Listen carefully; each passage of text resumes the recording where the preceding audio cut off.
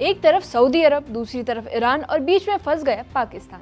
जिस रक्षा समझौते पर पाकिस्तान कुछ महीने पहले जश्न मना रहा था, खुश हो रहा था और इसे अचीवमेंट के तौर पर देख रहा था, वही समझौता अब उसके लिए गले का फांस बनता दिख रहा है। यमन के हुती विद्रोहियों के हमले ने पूरे पश्चिम एशिया में तनाव बढ़ा दिया है। अब सवाल ये है कि अगर सऊदी अरब पर हमला और ज्यादा बढ़ जाता है तो क्या पाकिस्तान को भी इस संघर्ष में उतरना होगा? आखिर इस रक्षा समझौते में ऐसा क्या है और पाकिस्तान इससे बच क्यों नहीं पा रहा? चलिए समझते हैं पूरी कहानी। आप देख रहे हैं एबीपी लाइव और मैं साइमा परवीन। पिछले कुछ समय से पश्चिम एशिया में तनाव लगातार बढ़ता जा रहा है। ईरान, अमेरिका, सऊदी अरब और यमन के हुती विद्रोही अलग अलग मोर्चों पर आमने सामने हैं और इसी बीच पाकिस्तान ने सऊदी अरब के साथ डिफेंस कॉपरेशन को मजबूत कर दिया है। उस समय पाकिस्तान को उम्मीद थी कि उससे इसे आर्थिक और रणनीतिक फायदा होगा, लेकिन अब यही समझौता उसके लिए मुश्किल बनता दिखाई दे रहा है क्योंकि क्षेत्र में संघर्ष लगातार गहराता जा रहा है। तो चलिए अब ये भी समझ लेते हैं कि पाकिस्तान के सामने असली दुविधा क्या है। एक तरफ उसका सऊदी अरब के साथ रक्षा सहयोग है, तो दूसरी तरफ पाकिस्तान अपने पड़ोसी ईरान के साथ भी रिश्ते खराब नहीं करना चाहता। यानी अगर वो सऊदी अरब का खुलकर समर्थन करता है तो ईरान नाराज हो सकता है और अगर दूरी बना लेता है तो सऊदी अरब के साथ उसके रिलेशन पर असर हो सकता है।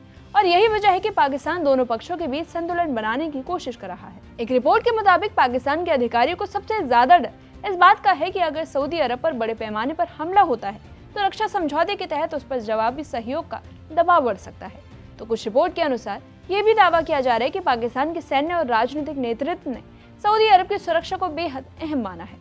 एक और चिंता पाकिस्तान के उन सैनिकों को लेकर है जो सऊदी अरब में अलग अलग सुरक्षा भूमिकाओं में तैनात हैं। अगर हुती हमले सऊदी यमन सीमा पर या फिर दूसरे किसी रणनीतिक इलाके में होते हैं तो वहां मौजूद पाकिस्तानी कर्मियों की सुरक्षा भी चुनौती बन सकती है और ऐसे में इस्लामाबाद पर अपने नागरिकों और सैनिकों की सुरक्षा सुनिश्चित करने का दबाव और ज्यादा बढ़ जाता है। और इसी बीच पाकिस्तान लगातार डिप्लोमेटिक रास्ता अपनाने की कोशिश कर रहा है।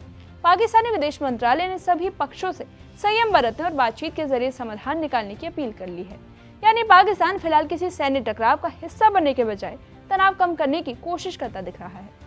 और इस पूरे घटनाक्रम का असर सिर्फ पाकिस्तान या सऊदी अरब तक सीमित नहीं, पश्चिम एशिया दुनिया के सबसे अहम ऊर्जा क्षेत्रों में से एक है। अगर यहाँ संघर्ष बढ़ जाता है तो तेल की सप्लाई, समुद्री व्यापार और वैश्विक बाजार पर इसका असर हो सकता है। फिलहाल हालत यह है कि पाकिस्तान किसी भी कीमत पर सीधे जंग में शामिल होने से बचना चाहता है, लेकिन अगर सऊदी अरब और हुती विद्रोहियों के बीच संघर्ष और ज्यादा बढ़ता है तो उसके सामने मुश्किल फैसले आ सकते हैं। तो एक तरफ पुराने रणनीतिक रिश्ते होंगे तो दूसरी तरफ क्षेत्रीय संतुलन और पड़ोसी देशों से संबंध। इसलिए आने वाले दिनों में पाकिस्तान की विदेश नीति और सुरक्षा रणनीति की सबसे कठिन परीक्षा हो सकती है।